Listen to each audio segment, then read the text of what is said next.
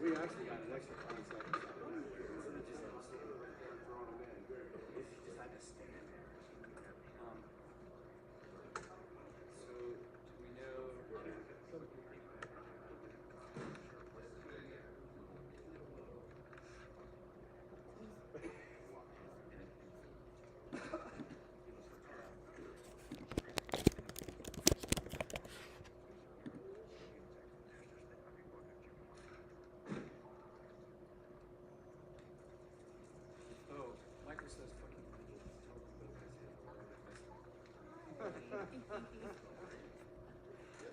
you remember right after the election, November 2020, Michael and Justin went to the Army thing in Virginia? So I was supposed to go with them, and the election was like 8 days prior, and I got COVID at a Trump rally, and so they I had to pull out last minute, and they just scrambled to find someone. But I was supposed to go. I wonder why Jesus is down there. Is he gonna run his ass all the way up? The reason you bought it? Early Christmas gift. To remind her she's still got it. Save on gifts at Sephora at Kohl's, where beauty insiders get 20% off their entire beauty purchase through December 15th. Thank you. New video shows the suspected gunman in the murder of United Healthcare CEO being brought into court hours in the courthouse ahead of today's extradition hearing. 26-year-old Luigi Mangione is heard shouting in part that this is, quote, completely unjust and an insult to the intelligence of the American people. CBS News correspondent Lilia Luciano was inside the courthouse in Altoona, Pennsylvania. She joins us now for more on what we learned from the suspect's extradition hearing. Lilia, what happened both inside and outside the courthouse? Well, as you can see in that video, outside the courthouse, Mangione walked out of that police vehicle, of that sheriff's vehicle, and he seemed very active, aggressive, upset, and yelling. Officers had to kind of restrict him against the wall and bring him into the court. Once he stepped into the courthouse, he was calmer. As a matter of fact, one of those deputies that walked him into the courthouse, there were about seven of them throughout the whole hearing, before the hearing started, throughout the hearing. One of them at one point told him something, and they both laughed. So it seems like things calmed down quite a lot. But I'll tell you, his demeanor from the moment he stepped in to the moment he left that courtroom was kind of defiant. He kept his eyebrows raised, his head back, kind of very confident. He looked around a lot. A couple of times I had direct eyesight, kind of, eye contact with him a couple of times. He just looked at where the media was, and because I was in his direct line of sight, I kind of felt like he was trying to make eye contact or try to find out who was there. but he had this, strong, confident, and quite defiant presence. He did swivel a lot. He had one document. We couldn't figure out what it was, but it could be either the charging document or something of that nature, with some handwritten notes. His attorney said that they were contesting the extradition, which means that now the Attorney General in New York, Alvin Bragg, has to request an extradition warrant from Governor Kathy Hochul of New York. He has already now, just minutes ago, announced that he will seek that extradition warrant. They have 30 days to do it, but it seems like they're going to try to do it immediately. The other thing that his defense attorney was requesting was bail. The prosecutors here in Altoona County were asking the judge to deny him bail. They were categorizing him as a fugitive. One of the moments where he reacted the most physically or verbally was in a way challenging how the district attorney was describing him as a fugitive. At one point, the district attorney described everything that was found in his possession, including $8,000, and he said, and foreign currency plus his passport. He kind of reacted to that. And then his attorney spoke and objected and said, look, it wasn't more than $20 if it was even real when it came to the foreign currency.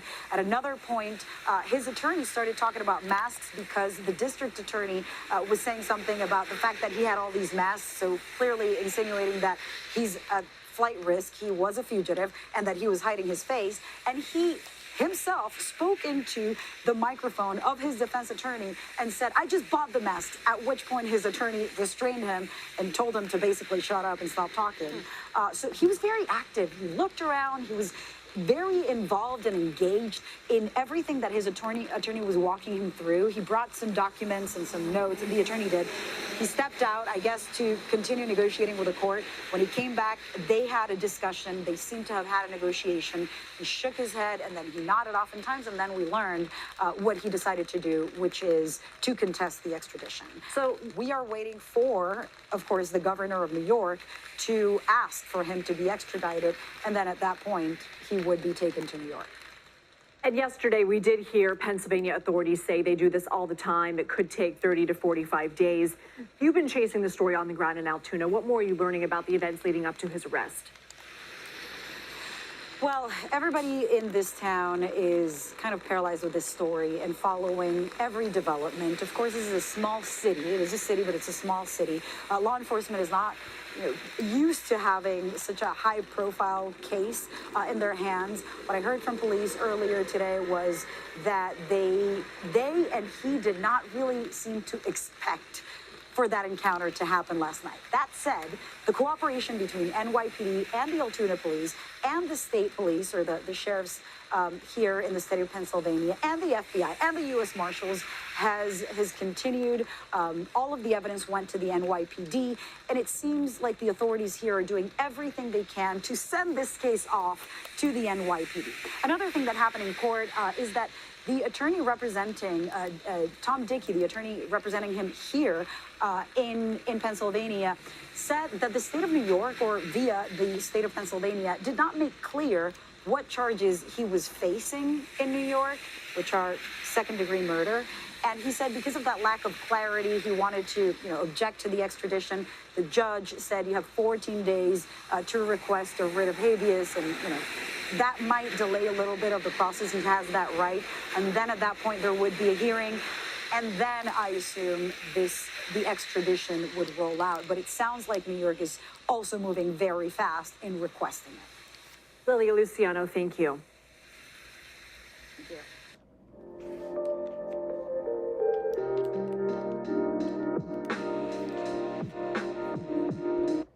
All right, let's dig deeper on this. Let's bring in Bill Daley, former FBI investigator. So what do you make of what he said there? It was a bit of a rant as he was being led into the courthouse. He said this is extremely unjust and an insult to the intelligence of the American people. I believe he finished it off by saying this is a lived experience, which would seem to perhaps relate to experiences that people who are acquainted with him have relayed to the media, saying that he had had back surgery and was in extreme pain from time to time. John, this could be just a situation of him posturing himself, kind of knowing what's inevitable, that he's going to be facing proceedings. He's going to be facing a court. He's going to be facing a potential jury. And is it kind of posturing one way or the other? Is it posturing just because he's kind of acting out and maybe appears perhaps a bit erratic? Or is he kind of putting forward his innocence in some way? So we just don't know, but I think it is probably a calculated move by him. And we'll see how it all turns out.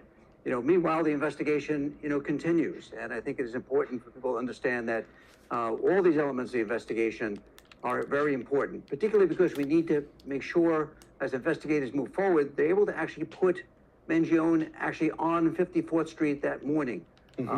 Right now, we have a number of circumstantial pieces of evidence between the weapon that was found with him. Is that the same weapon that was used? There are a number of things, John, that need to come together in order to make this case more concrete. Yeah, the only thing that we seem to know, I think with reasonable certainty at this point, is that the fake ID that he showed police officers yesterday in that McDonald's in Altoona was the same name that he had used to check into that hostel in New York City. We've now got that piece of video with subtitles on it when he was yelling to the press as he was led into the courthouse. Let's play that out for you now. Down. Oh my God! And it's completely out of touch. And the insult, the intelligence of the American people, and the lived experience. Yeah. So that is as we thought it was, or he said it's extremely unjust, insult to the intelligence of the American people. This is a lived experience, perhaps relating to his own experience, having had some sort of injury or surgery, and then dealing with the healthcare industry after that. What I find interesting is that this guy has an affinity for the Unabomber, Ted Kaczynski. He did a review on the Unabomber's so-called manifesto. And there are some interesting parallels between the two of them. They're both highly intelligent. Kaczynski attended Harvard at the age of 16. Mangione went to the University of Pennsylvania, another Ivy League college. Both of them were math whizzes, though Kaczynski got a PhD. Kaczynski had a disdain for technology. That should be D-I-S-D-A-I-N, for technology. Mangione had a disdain for corporations. Kaczynski dropped out of society. Mangione dropped off the radar of family and friends. I mean, here we have two highly intelligent people who apparently, according to police, went completely off the rails. In your experience, how does that happen? Well, you just don't know what happens in people's lives. We just don't know what that switch that may have been thrown that took this person from a course of being an accomplished individual, a person of privilege, to now being a suspect in this heinous act. You know what? Yesterday we did speak about this, John, and I mentioned in a different way the parallel between Ted Kaczynski and the Unabomber is the fact that who identified Ted Kaczynski was a family member. In this case, it was not a family member or anyone else he knew closely who came up and said, this is him in the photos. It happened to be a stranger in the McDonald's. So there are some parallels, and I think, it is interesting is that somebody who's highly educated, who is obviously, quite intelligent, there's something that happens along the way, and we just don't know what that is. But I think the key issue here is the fact of getting this evidence so that we don't have an issue when they go to court that they use the SOG defense, which is some other guy defense. We need to actually place him there with that weapon that morning. And I think going back to some of the early evidence, John, that was come upon early in this investigation was the wrapper, the bottle of water that he apparently discarded. Does that have DNA that places him there that morning? Is that weapon that was found on him, is that the same weapon that was used? And obviously ballistics and forensics will be able to tell us a bit more of that. All those things are going to be very key. Other than that, there's a lot of other things that are very circumstantial, and we just don't want it to be, as we've seen in other trials, where they point the finger and say, oh, yes, all these things are true about him, but he did not pull the trigger. All right, well, we will follow this as it unravels. Bill Daley, good to have you with us today. Appreciate it. Click here to subscribe to the Fox News YouTube page to catch our hottest interviews and most compelling analysis. You won't get it anywhere else. You can call me Detective Alex Cross. You're not in my head. I'm definitely living rent-free. Right here, right now. We'll show you how.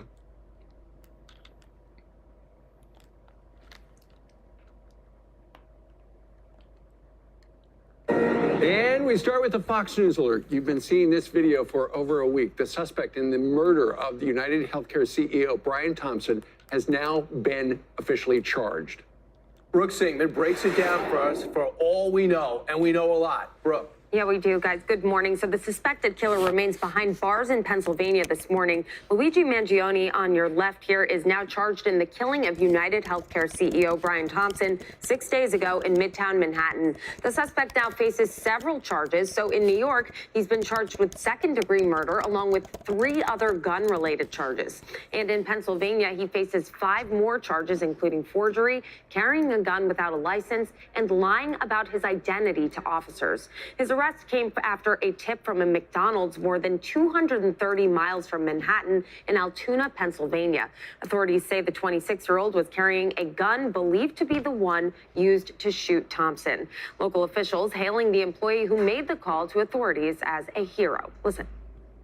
In some dark corners, this killer is being hailed as a hero. Hear me on this.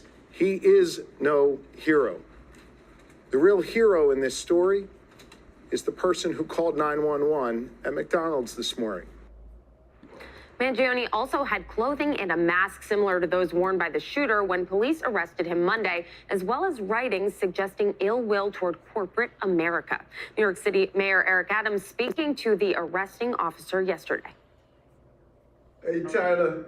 I guess we found your guy. Yes, we as New Yorkers, we appreciate it. And you just did a great job, heads up policing. You took a dangerous person off the street. We thank you so much. It was great to do. More than happy to do it. I can't say I was expecting it, waking up this morning. Meanwhile, a former roommate of Mangione says he can't believe Luigi is the man suspected of pulling off this heinous crime. Watch this. Unfathomable, knowing the kind, person that I saw and knew. I remember he said he had a back issue and he was hoping to get stronger in Hawaii. It also weighed on him that he knew that there was an impending surgery.